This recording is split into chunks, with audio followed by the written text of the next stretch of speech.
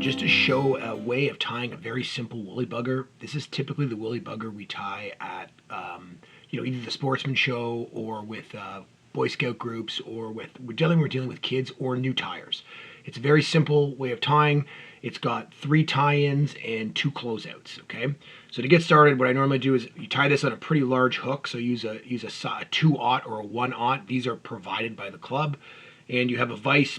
This is a slightly nicer vise than the club has. Most of the club vices just attach to the table, or they sit on a stand, and they're very simple, sort of old school vices. Okay, so first thing first, when I do these tying sessions, I normally have 4 to 6 people sit down, and I have a demo vise, and I tell them it takes about 8 to 10 minutes to tie a fly. Okay, and I try to do it without touching their fly. I'll touch their fly if the thread breaks or if they get in trouble. Otherwise, I just leave it up to them. Okay, so first things first, you want to get the hook and you want to get it firmly in the vise. And I sometimes will put it in the vise for them. I'll usually show them and see if they can do it themselves. But you want the hook with the shank parallel in the vise. Okay, so there my shank is parallel. And I'll ask them if they're right-handed or left-handed. So I'm right-handed, and so my bobbin goes in my right hand. It's like a pencil. Okay, and so I have the hook sort of facing my right hand. If you were left-handed, you'd have it facing the other way. So they'd turn it like this, and you'd have the bobbin in your left hand. Again, the bobbin is like a pencil. Okay? So once I get the fly in the vise, then I ask them to come over, and they have to pick 3 materials. Okay? The first thing they need is a fluffy tail feather, which is marabou. Okay? So they need 1 feather that looks like this. Okay? The second thing they need 1 feather that's going to be the hackle feather. And so that feather, typically the longer the better. So the hackle feathers, they look like this. Sometimes they're slapping. Sometimes they are, really nice tight hackles that are probably too big for dry fly, like this. The schlappen will look sort of broader like this. Okay, these are sort of inexpensive hackle flies. The key to this is longer is better. Okay, the short ones are hard to use. You want long, and you want lots of length before you get into this fluff. But whatever they pick with, they can work. There's usually a variety of colors, and the pinks and the purples are really popular. The other thing you need is a piece of yarn. So probably a 6 to 8 inch piece of yarn or chenille. This is chenille, but most of the tying materials at shows is actually yarn, just because it's cheap, and these are sort of first try disposable flies. Okay, so once you have those 3 materials, your fluffy feather, your yarn, and your hackle feather, I have them bring that back to their vise, and then we start with the bobbin. So you take the bobbin in your pencil hand, and what I tell them to do first is to hold the tag end and just get the thread on there. So start to wrap, and don't worry about it. Hold the loose end and start to wrap.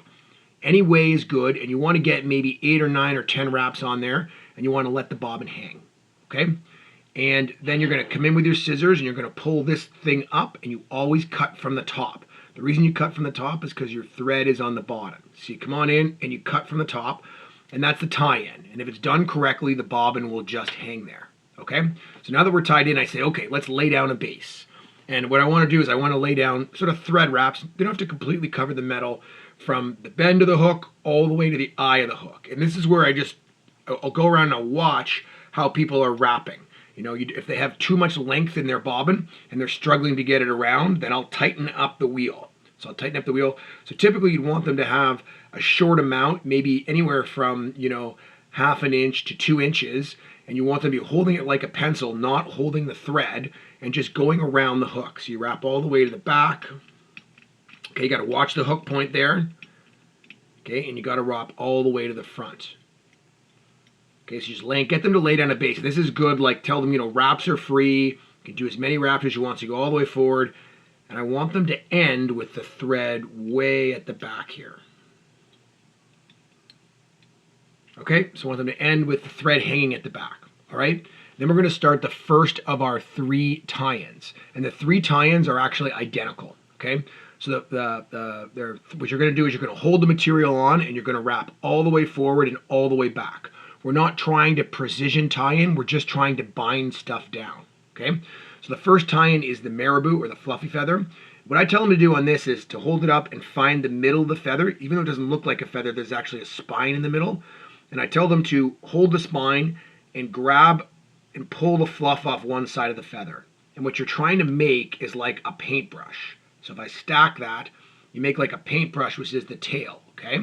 Now what I normally do is I'll put that down and I will do the other side of the feather. You don't have to do both sides, but you can. So I come here and I grab the other side of the feather and I pull everything off, okay? So now I've got sort of 2 clumps and I put those clumps together. Again, you don't have to do 2 clumps. You can leave the stem of the marabou in. It's really whatever they want. The key is just to get something on there. But I like to have, so I have this like paintbrush thing now, okay?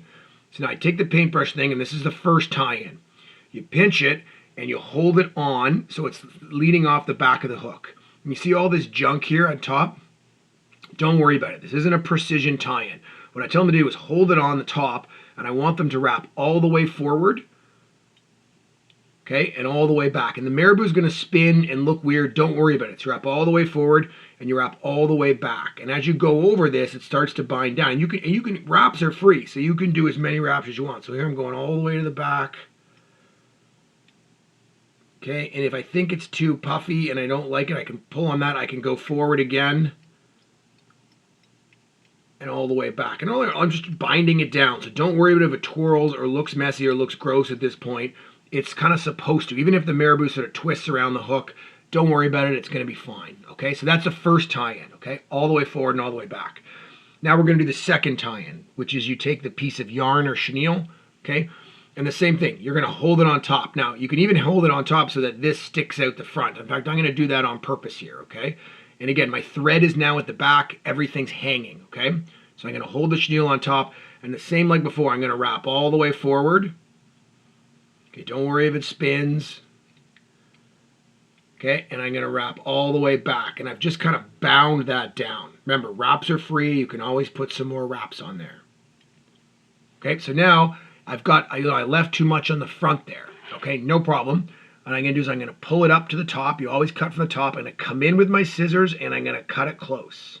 Okay, and even if there's fluffies or things you don't like on here, I mean, this is all going to get covered up. But if they want to, they can pull the fluffies up, and they can come on in with the scissors and cut from the top. Okay, there, it just broke in my hands, okay? So now you got 2 things tied in exactly the same way. Now we're going to do a third thing, okay? Third thing we're going to tie in is the hackle feather. So I'm going to take this nice long hackle feather here. Okay, the longer the better. This is a really long one, okay? And I'm going to put it in tip first, like this. And again, I'm going to tie this all the way, wrap all the way forward. It's the same tie-in. I wrap all the way forward. Okay, don't worry if it spins. And I wrap all the way back. Okay, and look, I intentionally did that too long, so I've got like kind of like a fluffy here, I call it. So I'm going to pull that up to the top. I'm going to come on in from the top, and I'm going to cut. Okay? Now, my fly looks kind of weird. I got 3 things tied in off the back. And every time I've been ending with my thread at the back here. So now I'm going to take my thread, I'm going to advance it to the forward, to the eye. Okay, and I'm going to stop just short of the eye. People are going to crowd the eye. Everyone does it on their first fly. My advice is just don't worry about it. Okay?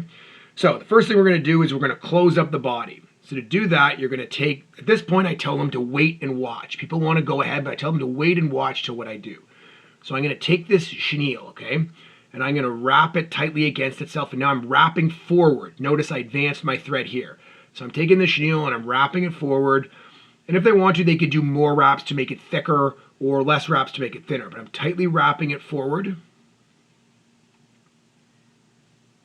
Okay, wrap, wrap, wrap. Okay, and maybe I'd make it a little thicker here. Okay, and then when I get to the front here, I hold this up. This is called the trap wrap. So I hold this up and I take my bobbin and I want to go 3 times. 1, 2, 3. You know what? I'm going to do 4. You can do as many you want. 3 to 5. I'm going to do another one. Okay, and that's basically trapped it. And now if I let everything go, it should stay. Okay, good. Everything stays. So now I'm going to pull this up. I'm going to come on in with my scissors and I'm going to cut from the top. Okay, and if everything still stays, I'm good. If stuff unravels, then you're going to have to do that and do your trap wrap again. Okay, so now that trap wrap is complete, and I get everybody to sort of follow along. Now that my trap wrap's complete, I do a couple of safety wraps just to bind down and sort of clean up those loose ends. And that's the first closeout tie-in. Okay, the second closeout tie-in is exactly the same thing. I'm going to take the hackle, and again, this is why I wanted the longer hackle. And I am going to spiral it forward. The direction you wrap it doesn't matter, to be honest. This is just kind of a first starter fly. So I'm going to take this, I'm going to spiral it forward. And as I do that, it's going to stick up and start to make spikes. Okay, and this is where it starts to actually look like a fly. So I'm bringing it forward. If their feather is shorter, you maybe space them out more. If their feather is longer, you can tell them to wrap it tightly. So I wrap this forward, and again, when I get to the front here, okay, I'm going to hold it up, and I'm going to do 3 trap wraps, or 4 trap wraps. 1, 2, 3, 4. Okay, and if I let it go, everything should stay. Good, everything stayed. So now I'm going to pull this feather up, same as before. I'm going to pull this up. I'm going to come in. I'm going to cut from the top, close as I can. Okay, and if everything stays, I'm good. If it unwinds, you've got to start again. Okay, you got to go back a bit. So now I'm going to put in a couple of safety wraps. And at this point, if there's space and I want to, I can kind of build a little head. Okay, so pull stuff back. Don't worry about if there's stuff around there. You can always cut it. So I'm going to start to build a little head on there. Okay, and I'm going to let everything hang. All right, so now I'm going to do my closeout knot. So whip finishing is kind of challenging. So what we're going to do here is we're going to do a bunch of half hitches. And this can be one of the trickier parts, but once you get it, it's easy. And so the tool we've provided, this is actually like I think it's a needle cover that somebody from the club figured out was a great tool. It's got a little bump in here, and it's just a plastic tube, okay? And how this works, the half hitch, is for some reason, if you try to explain it another way, it doesn't work. This seems to be the way that I was taught first, and it works. So you pull the thread towards you, and you take the tube and you put it on top of the thread. And then you wrap the thread around the tube. So you got a circle on the thread. And then you take the tube and you put it on the eye of the fly and you transfer the circle over the eye of the fly. And that's 1. Okay? I demonstrate that and then I go around and help people do it. Once they get the first one, it's usually kind of satisfying and they'll keep doing it. So that's 1. Here's 2, 3, 4, 5. I tell them whatever your favorite number is. I'm going to do 6 today. 6. Okay? It can be tough to get these on if they've crowded the head, but that is what it is, right? People are going to crowd the head. Just try to help them get some knots on. Then I pull this to the top and I come on in and I cut. Okay? And that's my fly. Now, if I want to, if I got stuff around the eye I don't want there, I can always trim it. Okay? And cut that back, whatever you want. It's your fly. You can do whatever you want with it. And then sort of take it out of the vise and you let them show it to them, right? It's a very simple woolly bugger fly. I'm sorry, my camera's a little bit out of focus. Easy to tie. Bigger hooks is better. Okay. Stuff that can go wrong.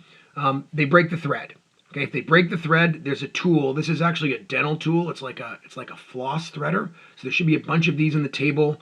Rethread the bobbin, tie them in, get them started again.